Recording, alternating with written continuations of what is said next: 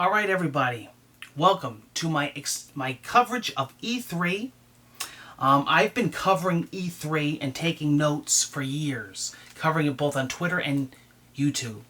So, at the end of all the conferences, I will be doing a Who Won E3, my personal picks from worst to the best, to the winner. When we get down to the top three, I'll announce the winner, and then I'll announce how I ranked them.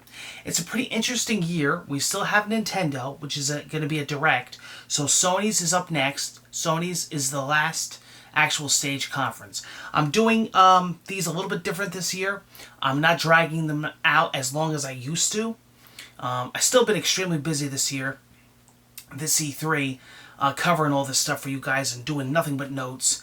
And really, watching them 2-3 times and examining them. But this is what I call my highlights coverage, where I cut the filler out and I give you guys what you need to know. So without further ado, because this is an interesting one, and I have a lot to say about this one. So this one might be the longest. Let's get into it. There's no ifs, ands, or buts. There's a lot to cover. Sean Layden takes the stage. A whole new experience. For E3, it's set in a tent. Sean calls it church. He says to everybody, welcome to take me to church. He tells people, thank you for coming to church. I am your priest. Well, he doesn't say that, but this will be an in-depth look at all the games you're looking forward to from Sony as we explore deep into them. The tent has lights. It's got this weird house-like stage setup. It's very moody, very mystic looking, darkly lit. Tent has lights on the... Alright, very different mood and setting for Sony. We're usually, used to that big stage, big huge stage setup, big screens, everybody's all getting ready. This was a lot different for Sony. Alright, hats off, they're trying something different. But it gets interesting. It actually gets really interesting. Okay, so with that set aside, alright, it's different. I was like, wow. Musicians from The Last of Us comes out and starts playing, and then starts playing the theme song. People go nuts. We knew this was coming. This is why we couldn't sleep last night. I know I couldn't. Naughty Dog logo comes up. The Last of Us 2 is in the house. Starts off with Ellie watching people at a dance, starts talking to someone. Girl comes up to her, puts her arms around her, they start dancing, she kisses her.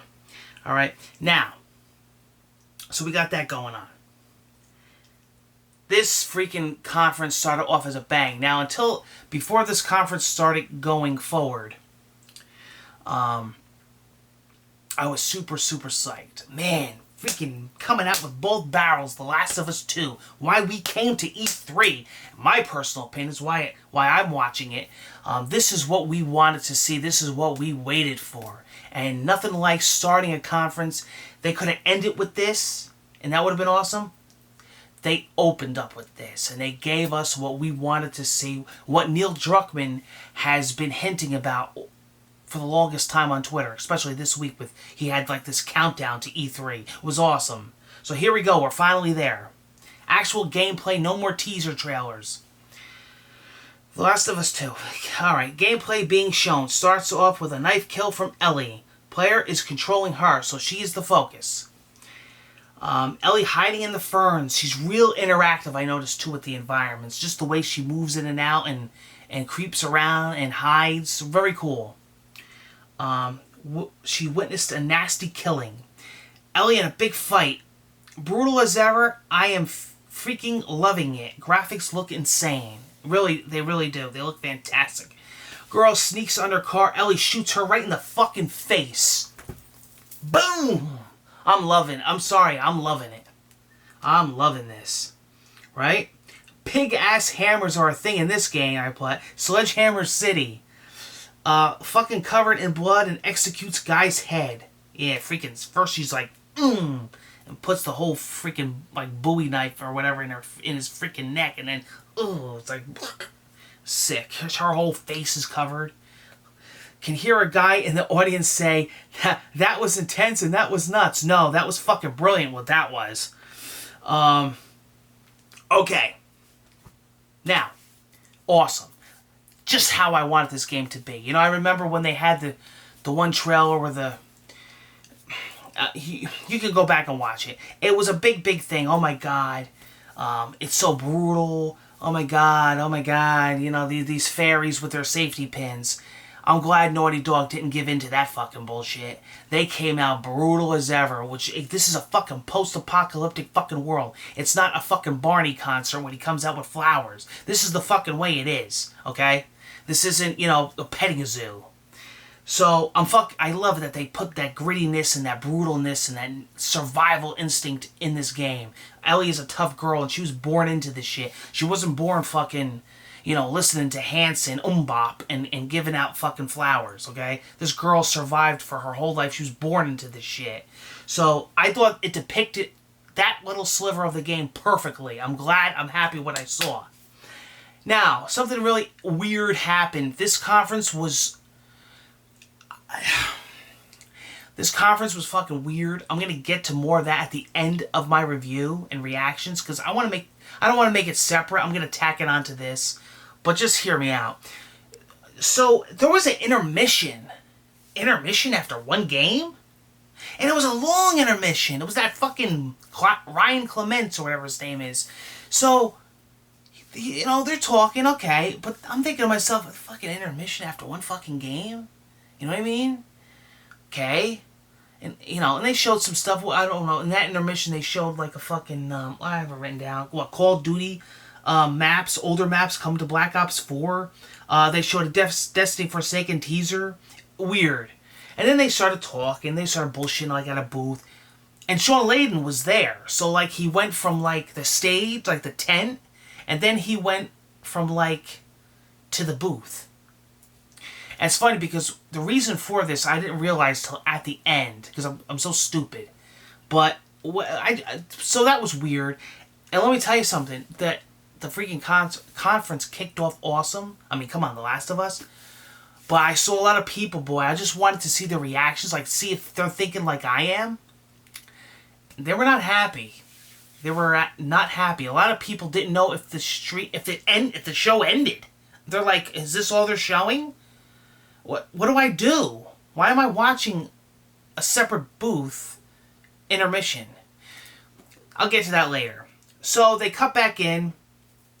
And then they showed Ghost of Tsushima, and it was up next. It was an in-depth look at the gameplay. Guy comes out, plays the flute, very, very music, and that's awesome. I love how Sony, I like that. I like how Sony does these touches. I remember them having like full orchestras and opening up their E3 shows with bands. So that's cool. I'm into that, you know? So there was nothing wrong with that. I thought that was cool, right? And then basically what's going on here is that Sean Layden explained that the process for this year's E3, the thought process was about diving into these 4 big games will be our focus, and we want to dive deep into them and give you an in-depth look instead of game. Focus on like these big 4, which you'll see throughout this what they are. And then, you know, really get in depth with them and show a lot from them. You know, and these are like games that we really didn't see actual gameplay of. So that was good, I thought. Also in the booth they talked about New Game Plus is coming to God of War. So that was another thing that they had thrown in. But anyway, so that's basically what Sean Layden said was the layout for this E3. Which is fine. There's nothing wrong with that. I actually like that approach. It's all about the games. But Ghost came back on. In-depth gameplay. Guy came out, like I said, plays flute. I said, game looks good and definitely spiked my interest for it. I really didn't know too much. I mean, I did from when it was first revealed, but it's gotten my... And that's the whole point of this, right? To get you more interested in this game. It's definitely on my radar. So, a teaser for Control.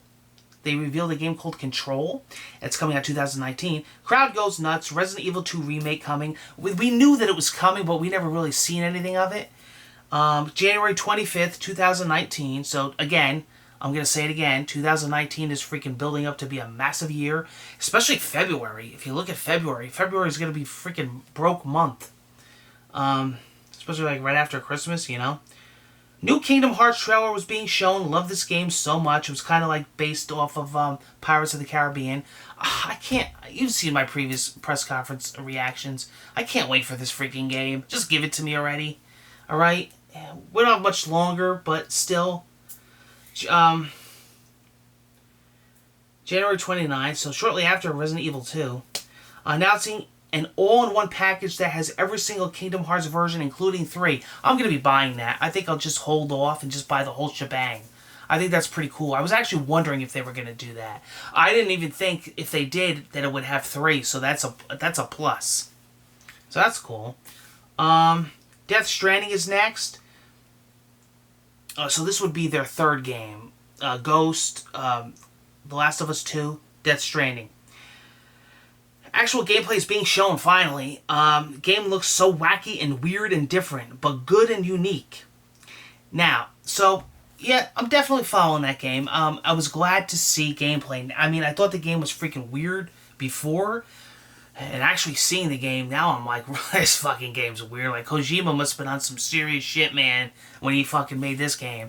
But, it's gonna be cool. I think it's definitely gonna be different, and there's nothing wrong with that. It's a breath of fresh air. And then this one really got me out of left field. I was not expecting this. This was, to me, a big announcement. Oh my god, got Neo 2 announcement teaser. Neo's awesome. I freaking love Neo. Neo was fantastic. So, Neo 2... First, I thought it was going to be like maybe an expansion or DLC, and then they just put the 2 on. I'm like, dude, wow. So, that's cool. Who knows when that's coming. There was no date or nothing. And then the big 4, the next 4 would be, that Sean Layden was talking about, it was going to be centered around 4 games. 4 games that were going to be featured throughout this press conference in depth. The 4th one was Spider-Man. Another game that I freaking can't wait to buy. And that's actually coming really soon.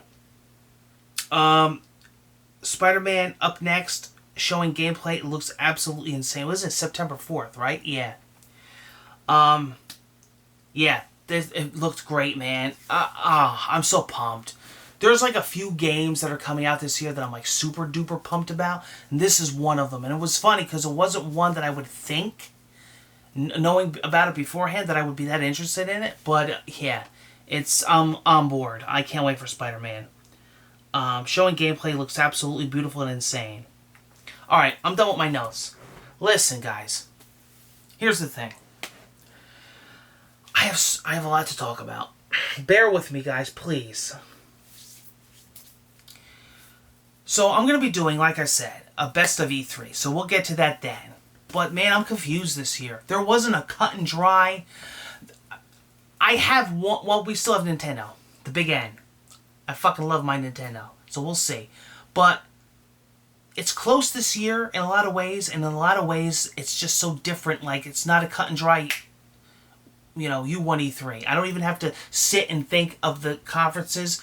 Some of the conferences were so close, and some of them were so far, and some of them were so good. I gotta sit down at the end of E3 and really think about my decision here and my ranking system. I mean, I kind of got the ranking system almost kind of finished. I'll have to fit Nintendo in there, and then I gotta fit a lot of these guys where I'm gonna put them. There's some that I know where they're gonna go. But, it's interesting.